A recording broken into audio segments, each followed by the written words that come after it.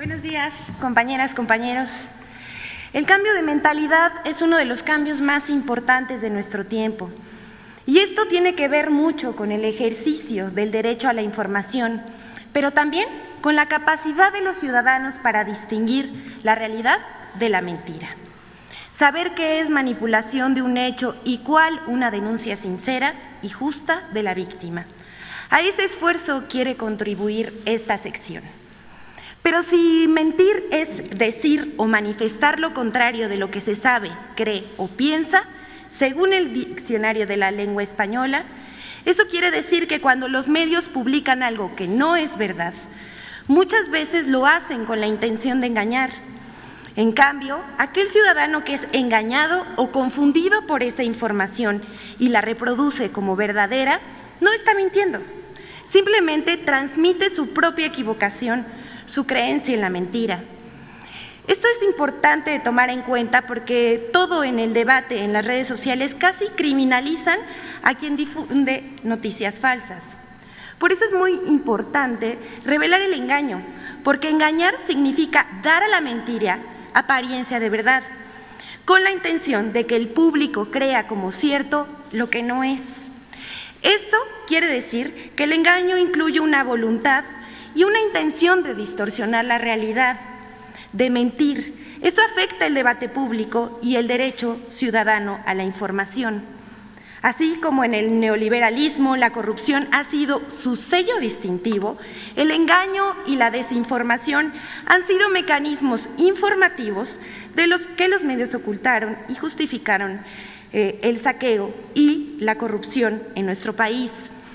Hoy el debate público abierto e informado se enfrenta a esos intereses y manipulaciones del pasado, pero hay más conciencia de interés público y la cultura democrática, así como mayor participación ciudadana en los asuntos públicos.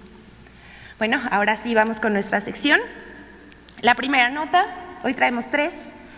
Periódico español El País publica noticia falsa sobre la central nuclear de Laguna Verde.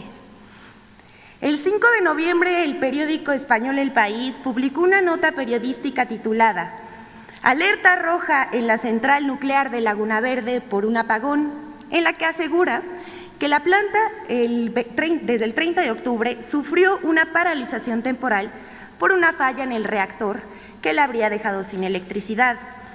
La pieza periodística señala que es la segunda vez que esto ocurriría en la central nuclear. El País incluso agregaba que se dio un derrame de agua radiactiva y se declaró alerta roja. Toda esa información es falsa. Al respecto, la Comisión Federal de Electricidad desmintió a El País y señaló que la central nuclear de Laguna Verde opera de manera segura y confiable. La CFE puntualizó que los documentos citados por el diario son de acceso abierto a todos los trabajadores y que no hay pruebas técnicas que avalen lo publicado. Con amarillismo se usaron registros internos de la central, pero distorsionaron para hacerlo alarmista.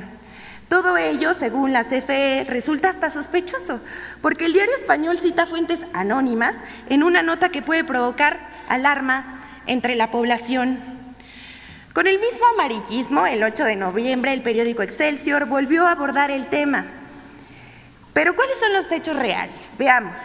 De acuerdo con el Centro Nacional de Control de Energía, el 22 de octubre pasado se realizó un paro programado de 10 días de la central nuclear para efectuar el mantenimiento preventivo de la unidad número 2.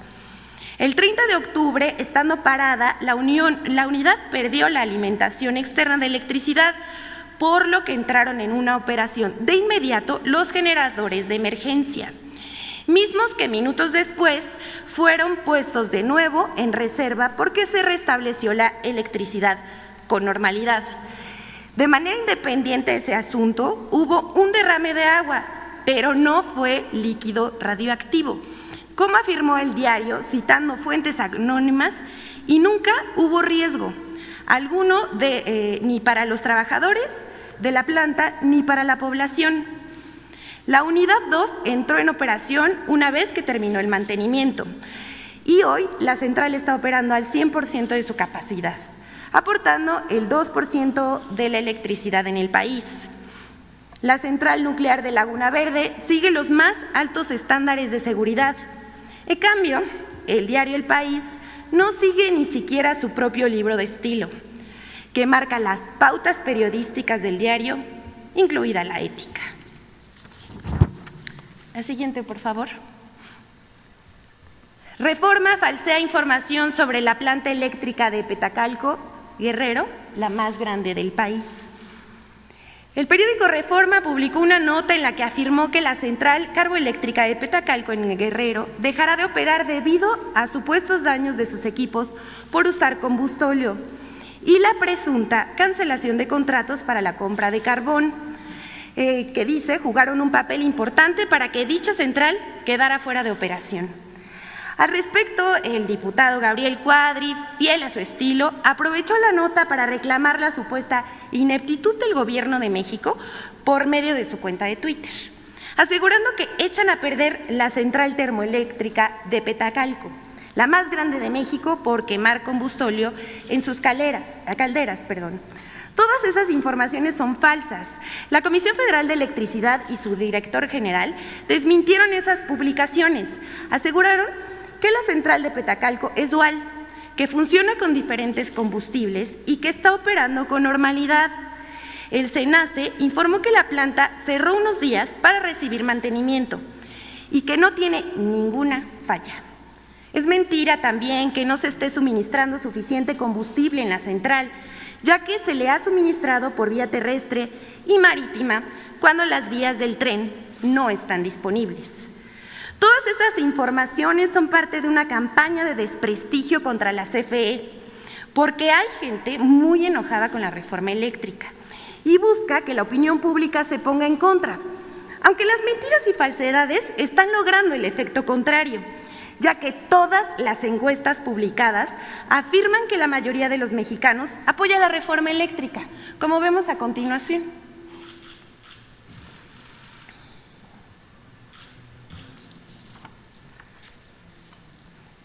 El 63.8% de los mexicanos está a favor de la reforma eléctrica, apunta Sondeo. Esa es la encuesta del Gabinete de Comunicación Estratégica.